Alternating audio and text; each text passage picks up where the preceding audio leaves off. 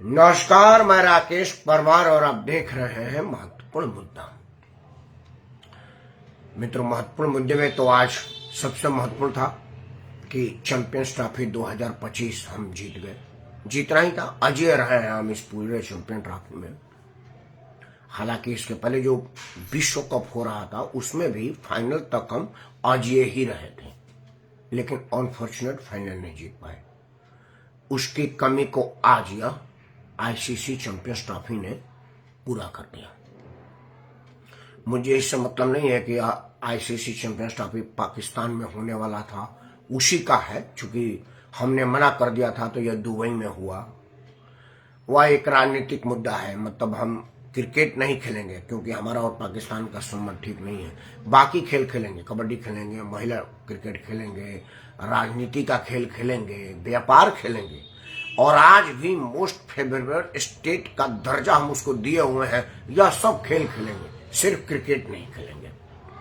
तो यह बात तो हमको समझ आ रही है, आपको भी आ रही होगी, तब उस पर चर्चा क्या करें। वैसे भी क्रिकेट भोजन नहीं देगा, यह कुछ क्षण के लिए क्षणिक मनोरंजन है, या कोई नेशनल प्राइड नहीं है कि हम क्रिकेट में जीत गए तो अब हमको और कुछ करने की जरूरत नहीं है।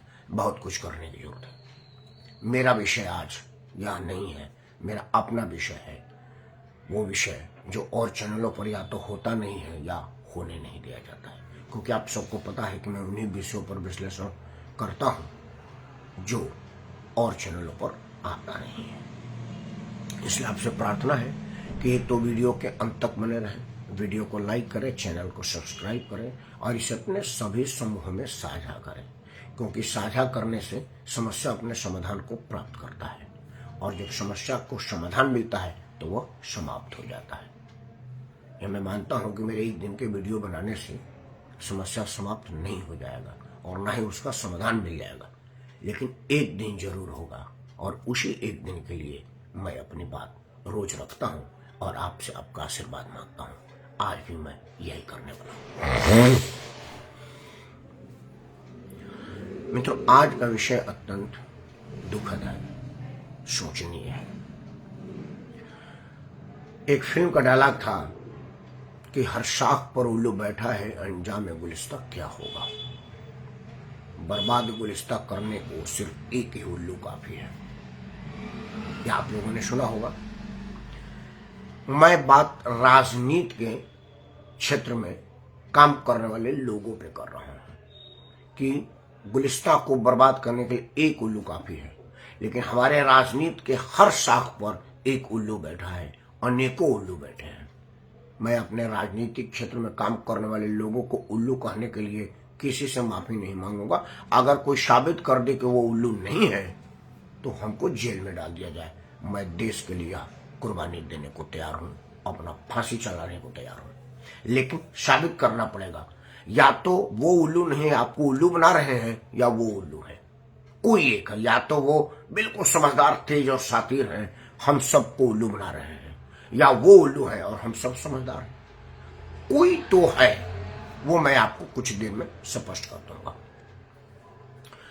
मित्रों, अपनी बात की विस्तृत वितरण में जाऊं, एक बात मैं कहूंगा।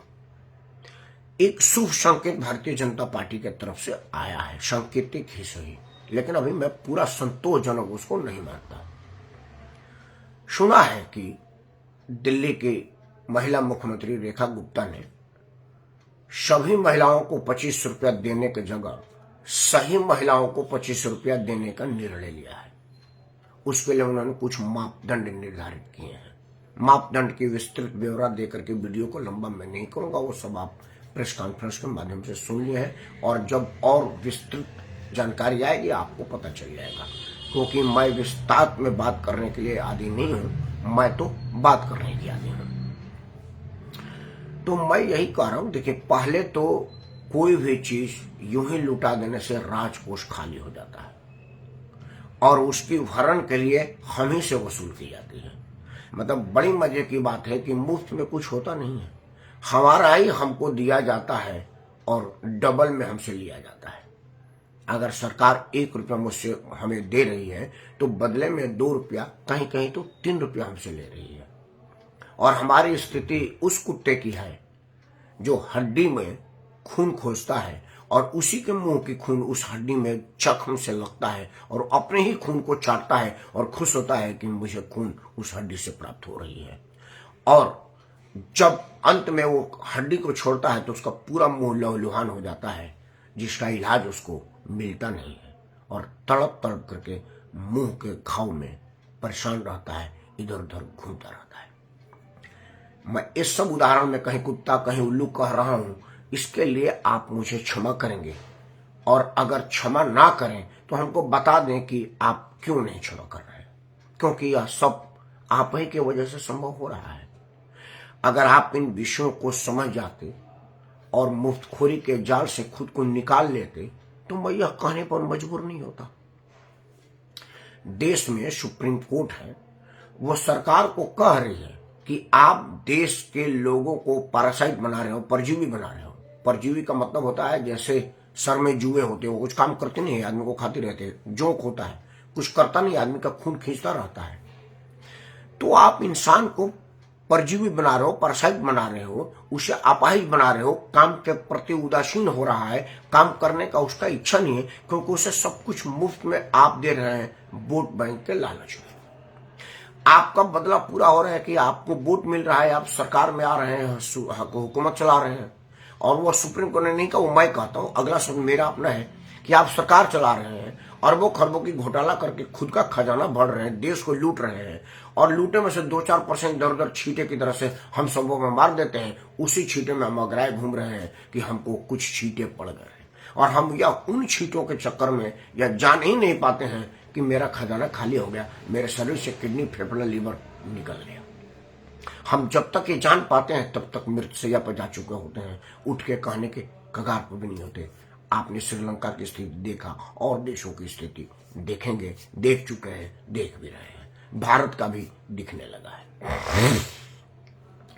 मित्रों, 2-3 बातें आप लोगों को स्पष्ट हो जानी चाहिए कि जो चीजें हमको सरकार से मुफ्त में मिलती हैं वो असल में सरकार अपने घर से नहीं देती, कर के माध्यम से हम ही से लेती है। तो मुफ्त में कहां हुआ?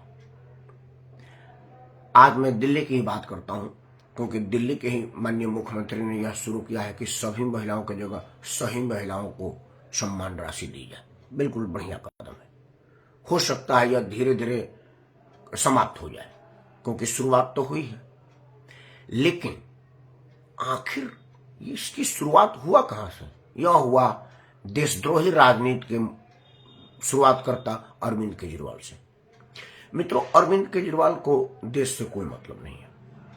वो तो खालिस्तान बनाने की कल्पना कर रहा था, सपना देख रहा था, खालिस्तानियों का मदद दे रहा था। अगर आज उसको मौका मिलते तो वो देश बेच करके, देश छोड़ करके भाग जाए, लेकिन इसके पहले को देश बेचने की स्थिति में आता, देशवासियों ने उसको चलता कर दिया। अगले बार वो जो 20-22 सीट पा गया है वो भी नहीं पाएगा, क्योंकि लोगों को अब समझ आ गई है, उसके काम का सब कुछ अब एक्सपोज हो गया है CAG की रिपोर्ट में और वर्तमान मुख्यमंत्री के अधिकारियों के साथ औचक निरीक्षण में। अस्पताल का जो हवा बना करके कि उत्तम स्वास्थ्य बढ़िया अस्पताल में दे रहा हूं, उन अस्पतालों में कोरोना काल में इस्तेमाल आने वाली चीजों को धूल फंकवा दिया, ताला में बंद करवा दिया, लोगों तक पहुंचने नहीं दिया।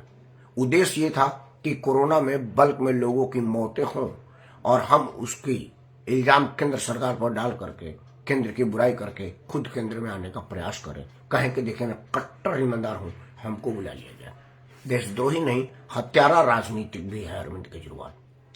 लेकिन हुआ क्या कि हमारे देश के भोले भाले लोग उसके जाल में फंस गए।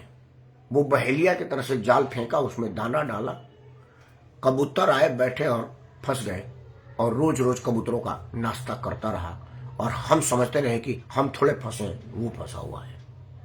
और अब स्थिति आई है कि उसके जाल में अब कोई भी बाहर निकलने का रास्ता नहीं ढूंढ रहा। देश दुनिया में सर्वाधिक लोकप्रिय जननायक नरेंद्र मोदी, जिनका पहला उद्देश्य राष्ट्र प्रथम है, नेशन फर्स्ट के अलावा वो कुछ सोच ही नहीं सकते, उनको भी यह नेशन के विरुद्ध सोचना पड़ा, क्योंकि आर्थिक रूप से देश को कंगाल करना, खोखला करना नेशन विरोधी काम है। यह मेरा मानना है। हो सकता है आप मेरी इस बात को न माने, यह बात आपको गलत लगे, लेकिन नहीं, देश की अर्थव्यवस्था रसातल में जाएगी तो राष्ट्र विरोधी कृत्य ही कहलाएगी। राष्ट्र विरोधी कृत्य का मतलब ये नहीं है कि आप पाकिस्तान से साथ मिलकर के देश को बेच दें, नहीं।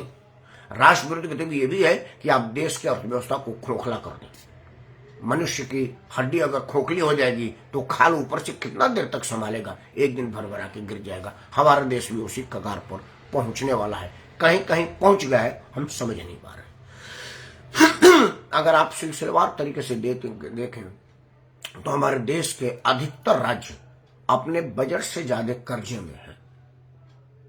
कई राज्य जितनी आमदनी वो टैक्स के रूप में लेते हैं उससे ज्यादा लिए हुए कर्जों की सूद चुकाते हैं, लेकिन उसके बावजूद वो और मुफ्त में देने की वादा करते हैं, और कोई कोई तो दे भी रहे हैं, क्योंकि उससे उनको सीधा सीधा चुनावी लाभ मिल रहा है और सत्ता में बने रहने का मौका मिल रहा है। वो सत्ता में रह रहे हैं तो आपको भी दे रहे हैं और खुद भी ले रहे हैं, और आप इन चीजों को समझ नहीं रहे। मित्रों, रेखा गुप्ता ने एक शुरुआत किया है कि सभी महिलाओं की जगह सही महिलाओं को दे, यह एक शुभ संकेत है। अगर इसमें दूरगामी निर्णय की धीरे धीरे फेस बाय फेस करके इसको खत्म कर दिया जाए तो यह बढ़िया बात है। लेकिन सुप्रीम कोर्ट के लतियाने के बाद भी राजनीतिक दल इसको नहीं मान रहे हैं तो इसको कौन मानेगा। मेरा मुद्दा आज यही है।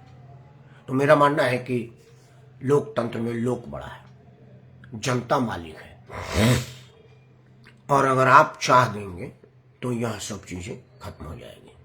लेकिन पता न क्यों आप चाह नहीं रहे हैं। उसमें आपका क्या आनंद है। आपको क्षणिक लाभ मिल रहा होगा कि मेरे घर की 200 यूनिट बिजली माफ हो गई, मेरी पत्नी बस में फ्री में जा रही है, लेकिन पत्नी के फ्री में जाने वाला भाड़ा पति से लिया जा रहा है। यह है, आपने हिसाब क्यों नहीं किया। 200 यूनिट वाली बिजली जो 201 यूनिट उठाते हैं उनसे वसूला जा रहा है, यह आपने क्यों नहीं सोचा। अब कह सकते हैं कि क्या करें, 200 यूनिट वाला आदमी 200 मुफ्त में बिजली भी ले रहा है और बस में फ्री भी जा रहा है, और वही वोट करके नेताओं को सत्ता में ला रहा है और जो 200 यूनिट ऊपर वाले होते हैं वो चुनाव में जाते नहीं है। तो यह भी राष्ट्र के साथ धोखा ही हुआ, क्योंकि लोकतंत्र में जो मतदान का अधिकार आपको दिया गया है, अगर आप उसका इस्तेमाल नहीं कर रहे हैं तो राष्ट्र के हुए कामों में आप मदद नहीं कर रहे। राष्ट्र रसातल में जा रहा है, आप उसमें योगदान दे रहे हैं, मतलब आप स्वयं एक राष्ट्र विरोधी कृत्य में संलिप्त हैं। उस षड्यंत्रकर्ता में आपको क्यों न माना जाए, यह मेरा सीधा प्रश्न आपसे है। क्योंकि कोर्ट के कहने पर राजनीतिक दल नहीं माने, सामाजिक कार्यकर्ताओं के कहने पर राजनीतिक दल नहीं माने, तो एकमात्र अंतिम उम्मीद आप है कि आप इसको आगे करें और अपने अपने नेताओं से घेराव करके कहें कि मुफ्त में क्यों, हम विकलांग हैं या तुम हमको साजिशतन विकलांग बना रहे हो। मित्रों, 2-3 बातें हमको समझ आने लगी है। देखिए, जब इंसान सब कुछ मुफ्त में पा जाता है तो काम करने की अभिलाषा खो देता है, और जब काम करने की अभिलाषा खो देगा तो देश का विकास रुक जाएगा। चाहे वो खेत में काम करने वाला मजदूर हो, सड़क पर काम करने वाला मजदूर हो, कल कारखाने में काम करने वाला मजदूर हो, विज्ञान के क्षेत्र में काम करने वाला मजदूर हो या इंजीनियर हो, कोई भी हो क्योंकि आदमी देश के विकास के लिए काम नहीं करता, खुद के विकास के लिए काम करता है। उसको रोटी की कमी होती है, इसीलिए वो सड़क बनाने वाले मजदूर के रूप में बांधे पर माटी फेंकने का काम करता है। उसको खाने की तकलीफ होती है, इसीलिए वो मिल में मजदूर के रूप में काम करता है। उसको रोटी का लाभ मिलता है तलब वेतन के रूप में, और कारखाने को प्रोडक्शन के रूप में प्रोडक्ट का लाभ मिलता है, और देश को उससे कमाए हुए मुद्रा के रूप में विदेशी मुद्रा मिलता है। यह चैन है। उसको रोटी मिलेगी, कंपनी को काम मिलेगा और देश को अर्थव्यवस्था मजबूती में मदद मिलेगा।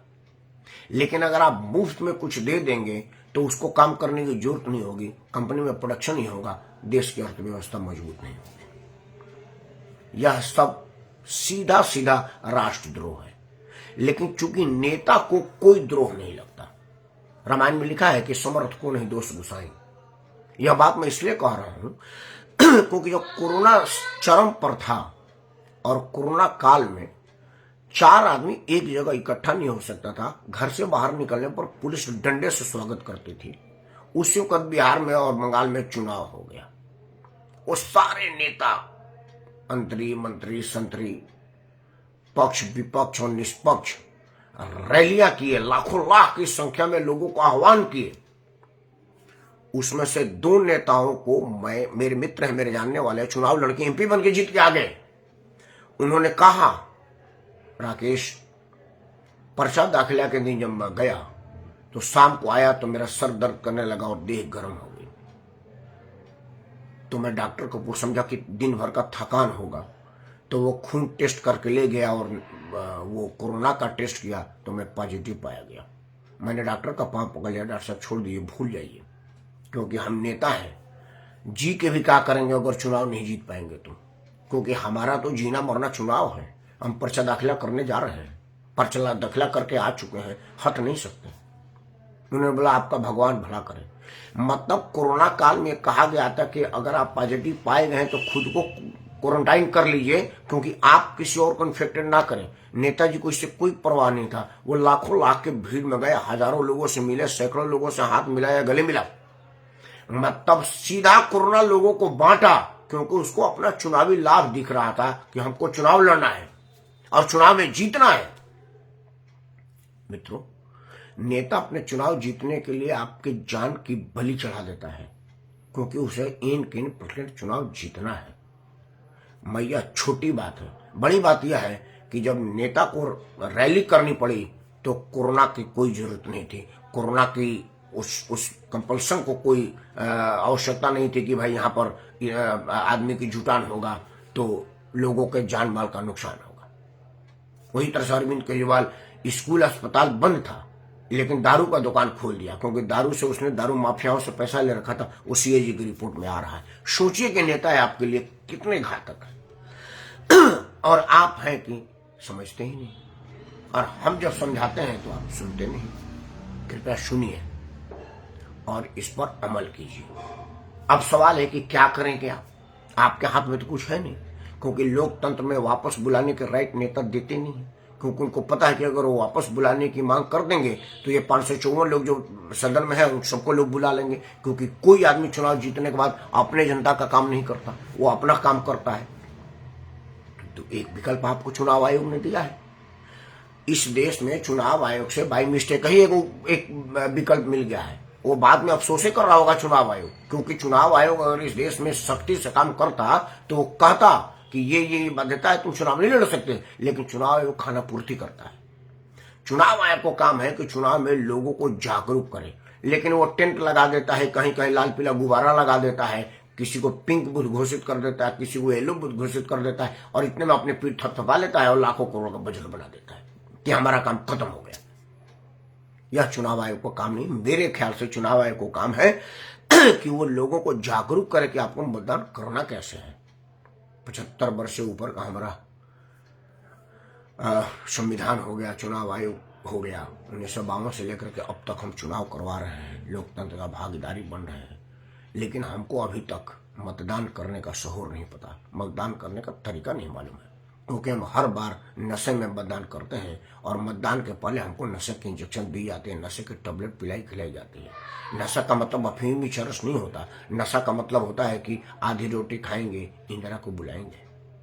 आंधी नहीं ये तूफान है, राजा नहीं ये रंग है, या राजा नहीं फकीर है, देश का तकदीर है। अब की बार मोदी सरकार, बही तो हुई महंगाई की मार, अब की बार मोदी। यह सब नशे की गोलियां हैं और इसी के प्रभाव से हमको प्रभावित करके न्यूट्रलाइज कर दिया जाता है और हमारा वोट छीन लिया जाता है। सिनेमा में देखा ना कि बेहोशी की हालत में लठ से पीट करके अंगूठा लगा लेता है अमरीश पुरी, सुरेश ओबराय कर रहे ना, इनके अंगूठे के निशान ले लो ठाकुर। बोला नहीं, अब इनको मुफ्त की खाने की आदत पड़ने दो, जब ये बिल्कुल मुफ्त की आदत डाल लेंगे तब हम इनका अंगूठे का निशान लेंगे। सिनेमा वाले सब आपको बताते हैं, आप उसको देख ही नहीं पाते। क्या करें, हम रोज चिल्लाते हैं, आप देख ही नहीं पाते। तो मित्रों, चुनाव आयोग ने बाई मिस्टेक ही ये काम दिया है, नोटा।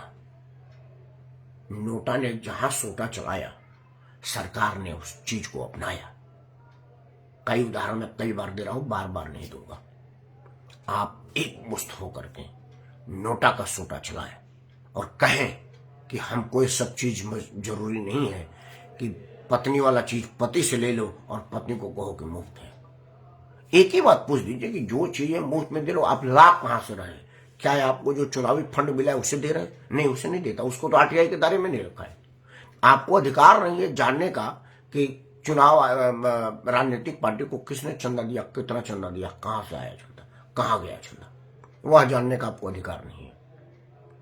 आप ही के पास आपको दे रहा है, आप ही का खून आपको पिला रहा है और आपका मुंह जख्मी कर रहा है, उस कुत्ते की तरह जो हड्डी चाटता है और समझता है कि खून हड्डी में से आ रही है, जबकि उसके मुंह में जख्मी होकर के ही वो खून उस हड्डी पर गिरता है और उसी को बार बार वो चाटता है। मित्रों, कुत्ता, गधा, ये सब के उदाहरण में अगर आपको बुरा लगा होगा तो मुझे बड़ी खुशी है कि मतलब आपको बुरा लगना शुरू हुआ है।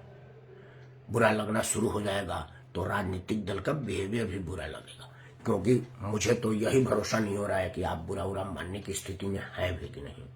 लेकिन अगर किसी को मेरी बात बुरी लगी हो तो भगवान कसम मुझे बड़ी प्रसन्नता होगी, क्योंकि आप जिंदा हैं, तभी तो बुरा मान रहे हैं। और एक बहुत बड़े नेता ने कहा है कि जिंदा कौमें बहुत देर तक इंतजार नहीं करती, सड़क से लेकर के संसद तक कोहराम मचा देती है अपनी हक की लड़ाई के लिए, अपनी बात मनवाने के लिए। आपको सड़क पर निकलने की जरूरत नहीं है, आपको संग्राम करने की जरूरत नहीं है, आपको कोहराम करने की जरूरत नहीं है, सिर्फ आपको नोटा का सोटा चलाने की जरूरत है। बटन दबाइए नोटा का और बदल लीजिए इन सब चीजों का, तब नेता आपकी बात मानेंगे और आप देश को आगे बढ़ाएंगे। मुफ्त की खोरी देश को रसातल में लेके जा रही है। यह बात जब तक आप सही से जान पाएंगे तब तक बहुत देर हो चुका होगा। तब ना हम रहेंगे आपको समझाने के लिए और ना ही आप इस स्थिति में रहेंगे समझने के लिए। अभी समय है, समझ जाइए और समझ जाइए। इसी शब्दों के साथ मैं राकेश परमार एक बार पुनः आपसे प्रार्थना करता हूं कि संभलिए और इन सब जंजालों से बाहर निकलिए। मुफ्त को बाइकाट कीजिए और मेहनत की खाइए, क्योंकि आप मेहनत कश लोग हैं, बेईमान नहीं है। जो बेईमान है उनके बेईमानी को रोक लगाइए। यह देश आपका है, उनका नहीं है। क्योंकि जब श्रीलंका बर्बाद हुआ तो उसके राष्ट्रपति जहाज में उभर के माल लेकर के दूसरे देश चले गए और उन देश को रसातल में छोड़ गए। जब बांग्लादेश में विद्रोह हुआ तो उसका राष्ट्रपति शेख हसीना भारत में आकर के रहने लगी और वहां कत्लेआम मचाने के लिए छोड़ दी। वहां सड़क पर संग्राम हो रहा है, आप देख रहे हैं। तो वो तो छोटे छोटे देश थे जहां के लोग कहीं जाकर शरण ले सकते थे। 150 करोड़ लोग कहां जाएंगे? विचार करेगा, 150 करोड़ में तो 100 देश से ज्यादा आबादी हमारे एक अकेले देश में है। जो 157 देश है उसमें 100 से भी ज्यादा देश को एक जगह मिला जाए तभी 150 करोड़ नहीं बनते हैं। 100 से ज्यादा देश की जो पूरी आबादी है उतना तो अकेले योगी बाबा ने कुंभ में डुबकी लगवा दिया। इतना बड़ा विशाल देश कहां जाएगा? खंड खंड होकर के यहीं रहेगा। उस दिन को याद कीजिए और अपने आप को संभालिए, अपने आप को समझिए। मैं तो सिर्फ यही कहूंगा कि को चुप बैठो बलवाना, जैसे जामवंत जी ने हनुमान जी को कहा था। लेकिन ध्यान रखिएगा कि मैं जामवंत नहीं हूं, राकेश परमार हूं। आपको प्रणाम करता हूं। कृपया संभालिए और समझिए। जय हिंद, वंदे मातरम।